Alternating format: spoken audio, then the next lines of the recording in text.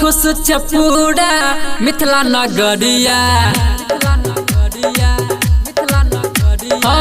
खुश छे पूरा मिथिला नगरिया ओतैया बिना वाली हमरा दुआरिया जल्दी से सब कियो आओ रे आसन सजाओ रे डीजे बजाओ रे माँ सरस्वती के मूर्ति बैठाओ रे आसन सजाओ रे डीजे बजाओ रे माँ सरस्वती के मूर्ति बैठाओ रे आसन सजाओ रे डीजे बजाओ रे माँ सरस्वती के मूर्ति बैठाओ रे खुश छे पूरा मिथिला नगरिया एलैया बिना वाली हमरा दुआरिया जल्दी से सब कियो आओ रे आसन सजाओ रे डीजे बजाओ रे माँ सरस्वती के मूर्ति बैठाओ रे आसन सजाओ रे डीजे बजाओ रे माँ सरस्वती के मूर्ति बैठाओ रे आसन सजाओ रे डीजे बजाओ रे माँ सरस्वती के मूर्ति बैठाओ रे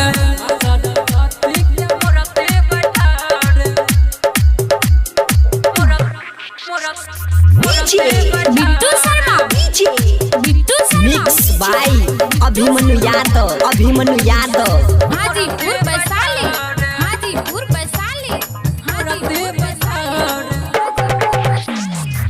मैया के महिमा महान रे जाने छे सगर जहान रे मैया के महिमा महान रे जाने छे सगर जहान रे पंडित बोला के फूल चढ़ा के पंडित बोला के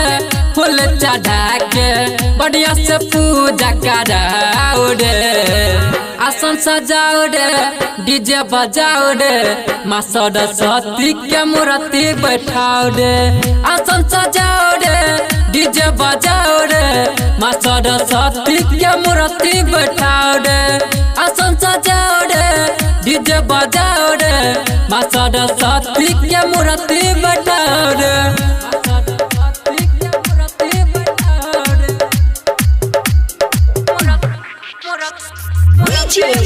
Bittu Sharma presented by Raja Rani music Hajipur Vaishali